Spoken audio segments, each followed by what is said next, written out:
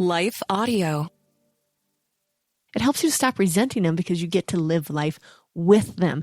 Your home system matters. So avoid the 3 worst decisions and start implementing the 3 best decisions. For some of us, personal finances aren't just personal. They include loved ones, neighbors, the communities we call home, and the causes we hold in our hearts. At Thrivent, planning your finances is bigger than just money. We help you put your plans into motion and faith into action so you can do more for the ones in your heart. Because sometimes all you need to make a difference is someone to help you make it happen. Thrivent, where money means more. Connect with us at Thrivent.com. What do you think of when you hear the name The Salvation Army? Helping people? Ringing bells at Christmas? Podcasts? Yes, the Salvation Army creates a network of podcasts in both English and Spanish. One of those shows, Words of Life, is a 15-minute weekly show featuring testimonies, interviews, and conversations about topics impacting the church today. On recent and upcoming episodes, we'll be joined by Dr. Craig Keener. Christianity doesn't rise or fall on Christians. It rises or falls on Jesus Christ. Bishop for the Global Methodist Church, Dr. Carolyn Moore. I am consumed by the mind of Christ, and my heart gets broken for the things that break God's heart. I begin now to walk in power. Nicole Eunice, Rachel Wojo, and more. Listen and subscribe to Words of Life wherever you listen to podcasts, or visit wordsoflifepodcast.org.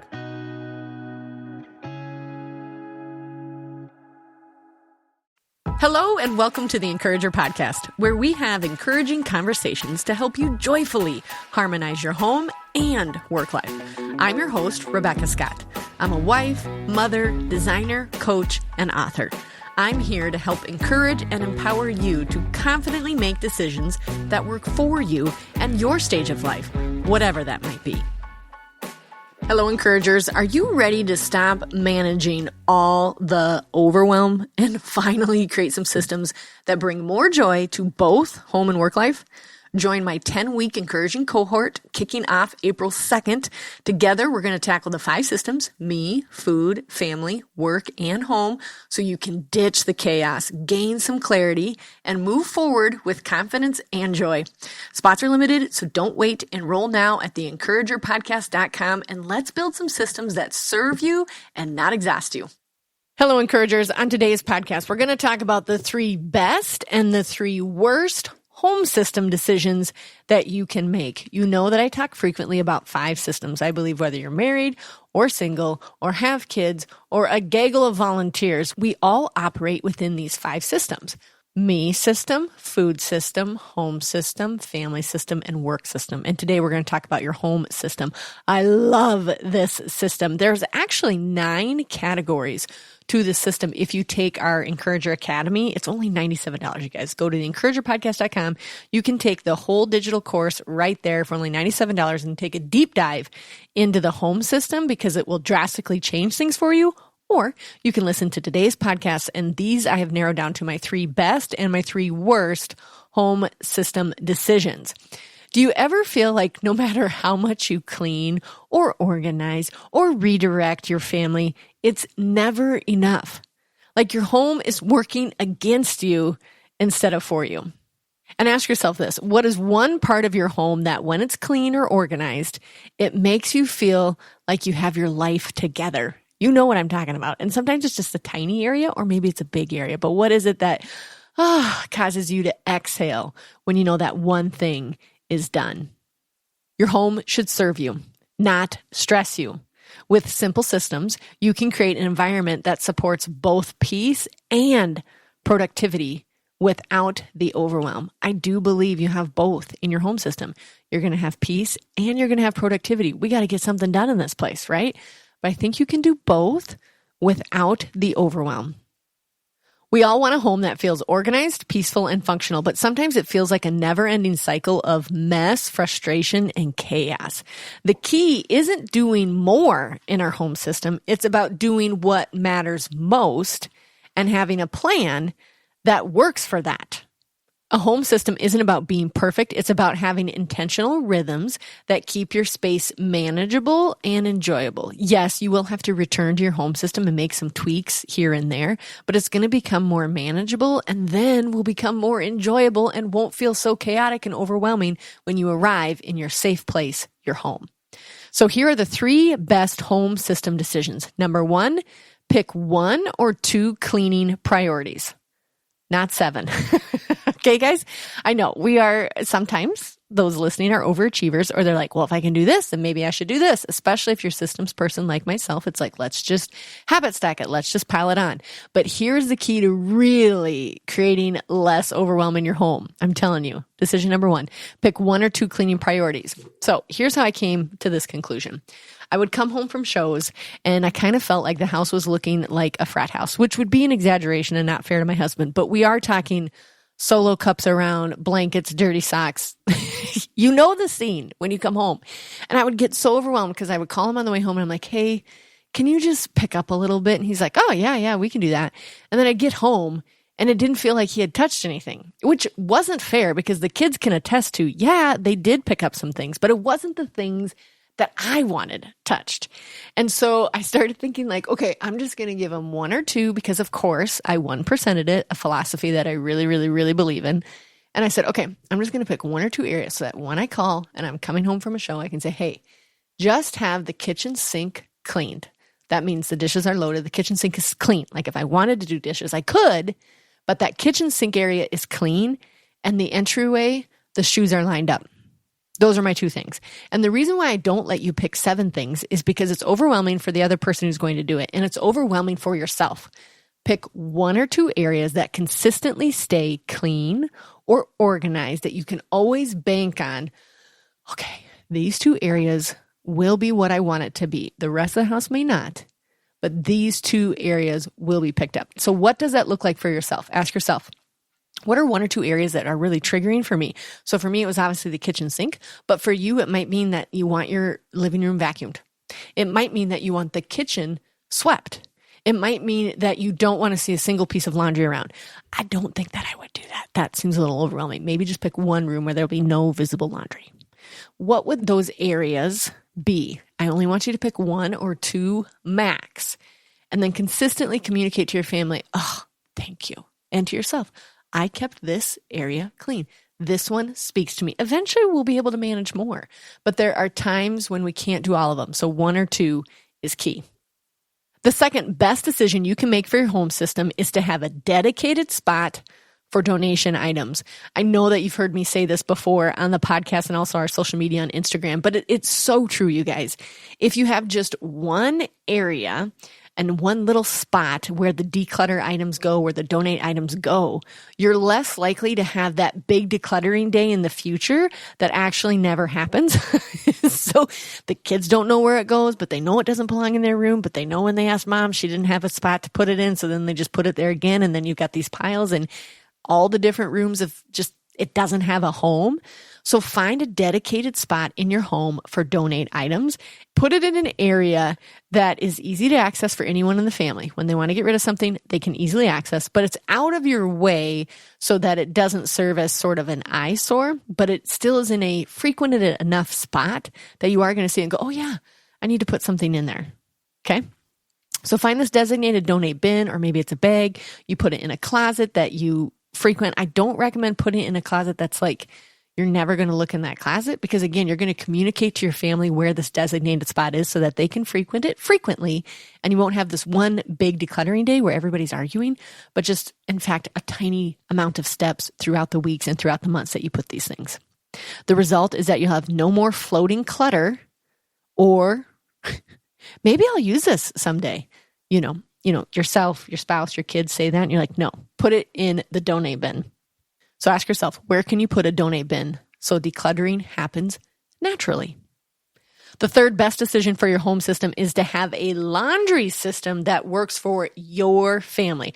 I have been coaching on laundry for years. And what I have learned very clearly from all of the awesome people that I've gotten to coach is that you guys, you have to pick one that works for your family. You do have to clearly communicate with your spouse and your family. Hey, what works for us right now in this season?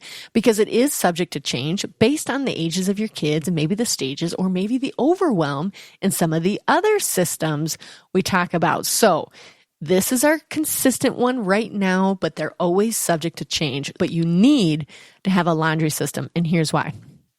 Because laundry is like food. It takes up a lot of mental bandwidth during a week if you do not have a plan for it. And you end up doing that ebb and flow where you're like, I was really good on laundry this week. Oh my gosh, I didn't get a single thing done and it's piling up. So if you have a consistent, sustainable, easy system that works for your family, you're more likely to keep up with it instead of getting behind on it. And here's the most important question you can ask with your laundry system, and the most important question you can communicate to yourself, your spouse, and your family is this: what does done look like? And again, subject to change in the season, but what does done look like in this season? Is it the laundry is done and in the bins and in their room, but it's not put away? That's okay. Is that what done looks like right now for you? Is done, it's clean, but it's not folded, but that's what works for us right now? Okay. Clearly communicate that to your family. This is what done looks like. In my stage of life right now, done does look like it is cleaned, it is folded, and it is in your drawers. And there is the dirty laundry basket where you put anything dirty into. That's what done looks like for us. I do not want to see clean laundry piled up in the room. Okay. But that's where we're at right now. You know, our youngest is 10. What is it for you? And just clearly communicate it. And there is no judgment. There is no shaming here. It's just declaring a system for right now in this season. This is what done looks like for our laundry.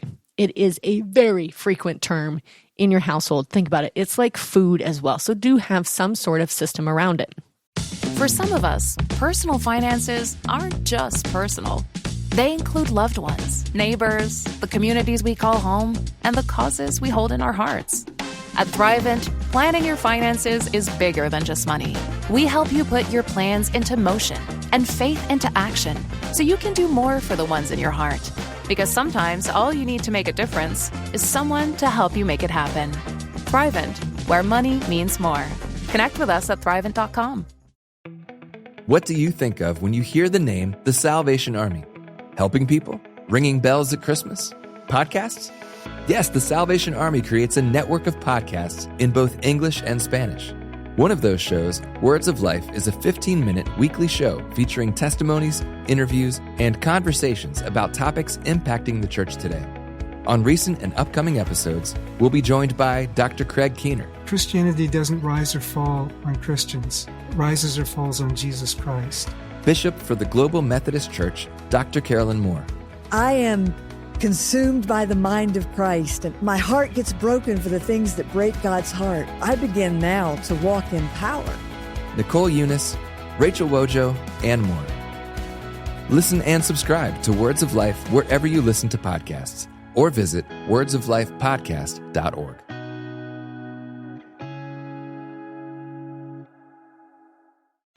I could give more advice on the laundry, which I do go into a deeper dive during the Home System and the Encourager Academy course.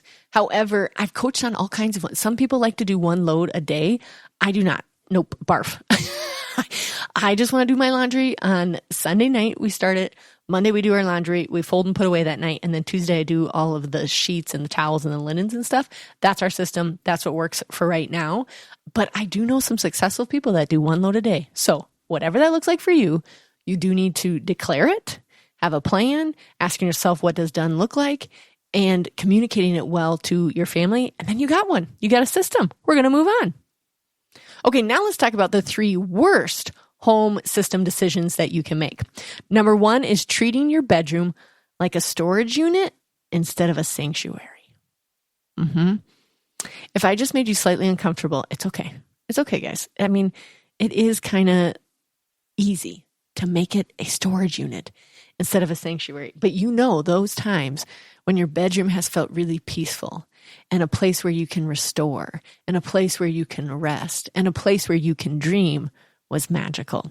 I want you to work on treating your bedroom as that sanctuary you desire instead of as a storage unit. Because when my bedroom is cluttered or it feels chaotic or it feels dirty, I don't then feel restored because I'm like, just go to sleep. I'll deal with it in the morning. That's a terrible phrase to say. Every once in a while it happens. I'm real too. But when I treat it more like my retreat space where I like my linens on my bed, I like the pillows there. I do in fact have the humidifier going. I have my favorite essential oils in there. Like when I have made it feel more like a retreat space, I rest better, which is kind of a no-brainer. We know that. But here's the thing. If you can't get to the spa-like experience, but you're trying to get away from the storage experience, 1% it, you guys, just decide for yourself what would 1% effort be in making my bedroom more like a sanctuary and less like a storage unit, which could be just removing the treadmill. It might mean just putting a curtain over the closet. Like maybe that's it. That is a true 1% effort, right? Like just close it. Like just put a curtain over the top of it. Or maybe it's like, I actually don't like my mattress, or I don't like the cover on it, or I don't like a billion pillows. Like what is 1% change you can make in your bedroom / sanctuary to make it more restful? The second worst decision you can make for your home system is having no decluttering plan. We already talked about this a little bit, but everything then just floats. It's like clutter that just floats from bedroom to bedroom because we don't know where to put it. And so having that bin that we talked about in a place where you know where it is will really reduce stress levels on not having a decluttering plan. It also increases micro decluttering a little bit at a time and not that massive project once a year. And this just makes everybody in a better mood. I promise you. You'll get in the habit and your kids will get in the habit. In our house, it happens about every 6 weeks. And I don't actually have this systemized to like, it's 6 weeks from now on Monday night and we're going to declutter. Nope, it doesn't look like that. But I have found, because I time everything, I was like, yep, about 5 to 6 weeks, I get a little bit uncomfortable with clutter. And I'm like, hey, everybody grab a bag and a bin. Grab a bag and a bin. This is the phrase you're going to use with your family. Grab a bag and a bin. Grab a garbage bag and a clear bin. And in the garbage bag goes trash. And in the bin goes things you want to give away. And then you put them all in one bin. Okay, so grab a bag and a bin, family. Let's just go quick, do a little micro session, start a timer. I recommend 20 minutes. Make them be very decisive in just the 20 minutes. Some of them are going to need more help than others. Again, you're going to choose for your family and the stages that they're at. But this will feel so good. We kind of make it into something in our home system. Like when we declutter and we take it in to Goodwill or St. Paul's or wherever we're going with our stuff, we also take all of our coins in the house and then we take it to the grocery store and put them through that coin counter and then we get shiny. So we do like kind of marry it into our family system, a tradition, but that's like overachieving, you guys. Just 1% it, grab the bag and the bin and start from there. Here's one thing that you could implement if you are going to do it, you guys. Just set a 15-minute timer and declutter your house once a week. Like, pair it with something that's already occurring. Like, it's Sunday right after church. That's when you're going to do it. Or let's say it's right after supper time on Monday nights because you're all home. Like, just set a time and pair it with something that you already have occurring where you're like, hey, just a quick little mini decluttering. Here's a bag and a bin. Okay, the third worst decision you can make for your home system is have no cleaning plan at all. Because then what happens is you start rage cleaning and you start shaming everyone. You know what I'm talking about? And I think, there's something to be said about a good rage clean. However, we are called to keep our emotions in check. And when we get there, especially I think of my daughters, it teaches them that cleaning is awful and it's like the worst and mom's grumpy and dad's grumpy and all the kids are grumpy. And so I'm so guilty of this. We had to find a different system. And it was when we had moved in a bigger space and the kids were getting older and all the activities. I'm like, actually, when are we going to clean? And so I started realizing that every time I cleaned, it was rage cleaning. And I'm not talking like I did that good of a job. I was just really ragey when I was cleaning. So we had to find a different system. That was a bad one for the home system. So what we ended up doing is we do ours on Sunday afternoons. After we've rested and just kind of had our Sabbath, we do spend about an hour and a half cleaning. And we have a little plan on the side of our fridge about who does what and when. And then I bet for the first 3 weeks, there was a lot of friction with it. So in complete transparency, they still fought during it. I wasn't raging because I was trying to be very conscious of it. Like, we're just going to do the work. So as soon as I started fighting, I'm like, guys, look at the list. I know it only takes us about an hour and a half. That's all we got to do. Help one another. Nobody quits until everybody's done. give some advice, and now we don't argue about it. It's just like, okay, it's just the rhythm of it. So there's a little bit of permission. It might not be great the first couple of times you try it, but then it will start just becoming a part of your family and a part of your home system. When you do this, it prevents that sort of rage cleaning mode and the shaming of your family when you just get so frustrated, because they do know that there's a system of when you're going to clean. It also helps your brain know, like, if you're feeling overwhelmed during the week and you've picked your 2 areas to clean, remember that was part of your best decisions, but you're like, oh gosh, okay, wait, that's right. We're going to do it on Sunday. I am going to relax because there is a time when we are going to clean it. So it's not like this immediate, I got to do it right now and everybody else has got to help me. It's more like, you know what? We are going to relax right now because this is the priority, spending time with my family right now, or doing this homework, or heading to this activity without all this like, we have to return to. You know that at one point in the week, you will have your cleaning plan in place. So definitely make a cleaning plan, put it into place, and communicate it with your family. Ask yourself, what's one small cleaning rhythm you can create this week? Would it be nightly, weekly, or monthly? I mean, obviously, if we're doing the monthly, you're getting to the overachiever part. Go for it, sister. But if at this stage you just need to 1% it, what would it look like nightly or maybe just weekly? Okay, does the home system matter? Yes, because it helps our home feel more manageable, and it helps you feel more peaceful. And it also gives you even more energy for what matters because you're not focused on the dust bunnies, right? And you also stop resenting your space and the people in it who are your precious treasures, gift from God.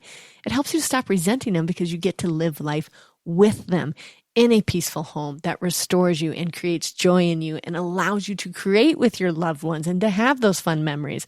Yes, your home system matters. So avoid the 3 worst decisions and start implementing the 3 best decisions. Your home should serve you, not stress you. We know this. We know the overarching idea is that, yes, this should be this, but how do I get there? Well, we just listed a couple of practical things you can start doing to get there. I do know that there will be stages when it is more stressful than others, but if you implement simple systems that you communicate well with your family, you can get there. You can have that peaceful home that you want. So here's your takeaways, you guys. Pick one of the best decisions to implement this week. Whether that is picking the 1 or 2 areas of your home, remember, not 7 of them, or maybe it's having a dedicated spot for your donate items. That's a really simple takeaway. Or it might be redoing your laundry system so that works better for your family. Remember, ask yourself, what does done look like? And then pick one of the worst habits to stop doing. So if you don't have a cleaning plan, you got to stop. Let's come up with a cleaning plan. If you don't have a decluttering plan, okay, let's quick come up with a decluttering plan. And if your bedroom is a storage unit, how can you make it more of a sanctuary? These small intentional changes create a home system that works. So your home feels like a place of peace and not just another to-do list. Okay, if you have found this helpful, you guys, this is the biggest thing in the podcast world. Share this. If you listen to this and got the giggles about your friend and you that always exchange your laundry piles and who's got the largest one, this is the podcast to share with them. Okay, if you thought, oh man, my friend that's really good at decluttering, I'm going to share this with her because she's known this fact all along. Share this podcast with a friend that you want to encourage. My specialty is working with overwhelmed women who don't know how to do both home and work life with joy, and I want to give them more joy. And the way that I do that is providing simple systems that work for your unique family. Also, the cohort number 2 starts on April 2nd. So if you would like to join us, that's coming up quick, very, very quick. There is still room. Join us on April 2nd for the cohort. I will coach for 10 weeks on the 5 systems, implementing things that you will use immediately. Imagine yourself in a more peaceful, joyful way because you implemented systems that work for your unique families. I can't wait to partner with you. Join me in the cohort. Go to theencouragerpodcast.com and click on the coaching tab. Also, if the cohort is not an option for you, that 10-week commitment, guys, the Encourager Academy is only $97. It goes over all of the systems for you. You can consume it in less than 6 hours. It has all the guided worksheets for you so you can start implementing and using them immediately. Check out the Encourager Academy at theencouragerpodcast.com if that is a better option for you as well. Until next time, Encouragers, we got this because he's got us. Thanks so much for tuning in. If the Encourager podcast has helped or encouraged you in any way, please subscribe to the show and leave a 5-star review. And then help us spread the message of encouragement and hope by sharing the podcast with others. Ready to bring more organization and joy into your life? The Encourager Academy helps you harmonize your home and work life through our online course and coaching programs. Our 5-system approach, me, food, family, work, and home, tackles your biggest obstacles, offering lifetime access to video lessons and guided worksheets. Learn at your own pace with practical tools and strategies. Enroll now at encourageracademy.com and use code WeGotThis for $50 off. Are you ready to finally create systems that help you thrive in both home and work life? Join my 10-week coaching cohort designed for busy women like you. Together, we'll create customized, foolproof systems for managing your home, business, and personal life with joy and purpose. With live coaching, practical tools, and a supportive community, you'll leave feeling organized, confident, and in control. Don't wait. Spots are limited to 10 women. Visit encouragerpodcast.com to apply.